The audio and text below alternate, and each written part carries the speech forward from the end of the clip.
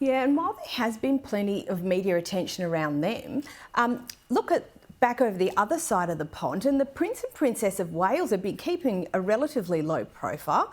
That said, Kate has apparently been busily rebranding herself. Do you think she's simply levelling up with her more senior role, or is she finally seeing off Meghan, as some people have suggested?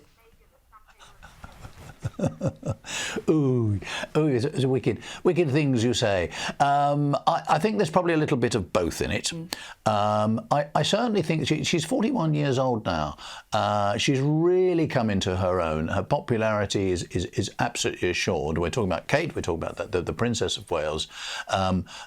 She's got new advisors around her, particularly one lady, can't remember her name now, but a real toughie is a sort of one of her main assistants.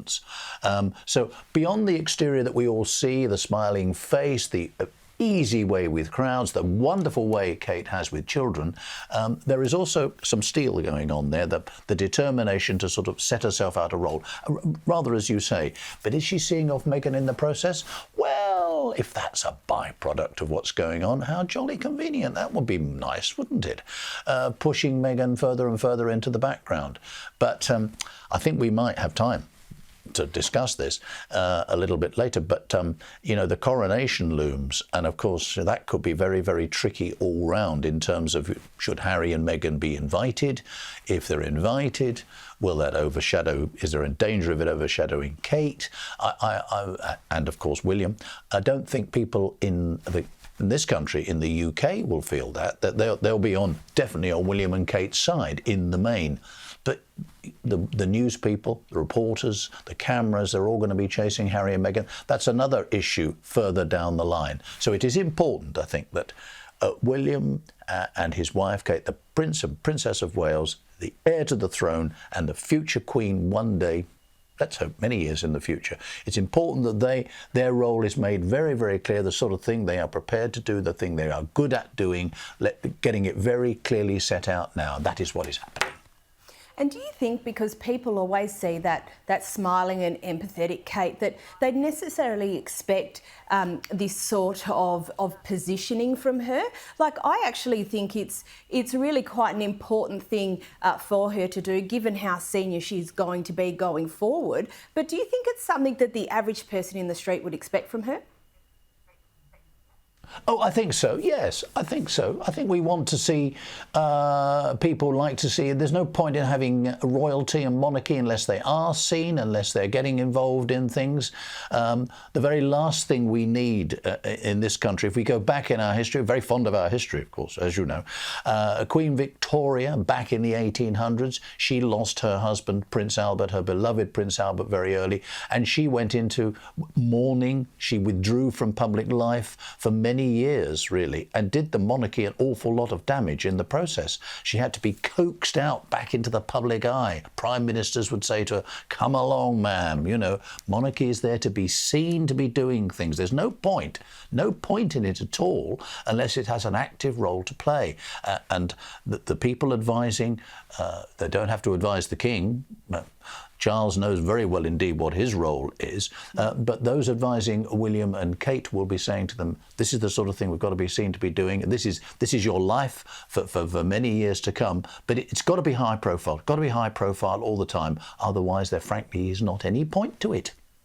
Now moving on to Charles and something coronation related. This week the palace released the royal coronation emblem. Can you run us through this, and can you explain the symbolism within the emblem? Yes, I will try to. I have to remind myself, put my glasses on and make sure I get it absolutely right. The point about this country now, a lot of people in Australia will be familiar, but in case you're not, we call it the United Kingdom, and it is still at the moment just about the United Kingdom, although Scotland, there's a great move towards independence in Scotland. To be absolutely clear about that, though, it's not about breaking away from the crown. Whoever is on the throne, it's now King Charles, and one day it will be King William V. There's no suggestion by the Scottish people that they want to get rid of that, but it does mean the kingdom is sort of in bits, if you like, and in danger of flying apart.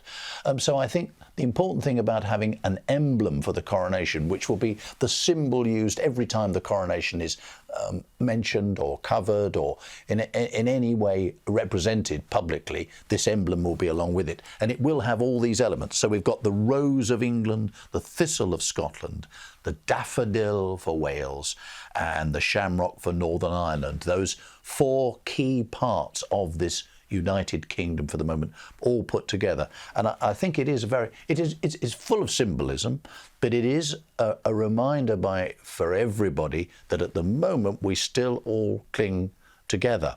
A couple of things to be said about that as well. When we had a referendum, and there was a referendum in Scotland a few years ago about whether they should break away and become not part of the United Kingdom anymore, very interesting then that the Queen said one or two things. One particular thing, when she heard the results of the referendum, was said to be very pleased. And before the referendum, our late Queen said that she thought people in Scotland should think very carefully. And what people did then was run a microscope over those words. What does she really mean? I think we all know she was talking about trying to keep the United Kingdom together. So this bit of symbolism, this logo, it's not just there for decoration. It does mean something rather important. For those who think we want to keep this country together, we want to keep the United Kingdom united, it very much represents that. You won't hear King Charles saying anything very specific about, please don't break away Scotland and all that sort of thing. Never going to do that. Keeps out of politics, and this is politics of the highest sort. But in the background, let's understand what people at the top of this country, our royalty in this case, what they probably think. And just one last thing, with this emblem, is that something that we historically have in coronations? And if so, how does this one compare to ones of the past? I can't recall it. No, I don't think so.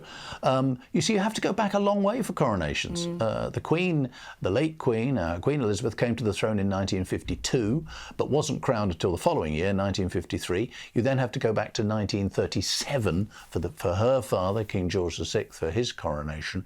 And logos and emblems, they're pretty modern. They're sort of marketing tools, aren't they? That's the important thing about them. And those sort of things didn't really exist. I can't really recall anything exactly parallel at all. We are breaking new territory here. And if we've got a few seconds to say, the other important thing is, of course, this coronation will probably be very different from previous ones. Right. The 1953 coronation, which I'm just old enough to remember, was very, very long, went on for ages and ages and ages, more than a couple of hours. This one will be much shorter, and it will be much more modern in all sorts of ways. We don't quite know exactly what will be done differently. We haven't got all the details of that yet. We might have to wait for the day itself in May. Everybody, you'll all be watching. I know you will. We'll all be riveted by it. That's all we've got time for, Nicholas, but thank you so much for joining us, and we look forward to speaking with you again soon.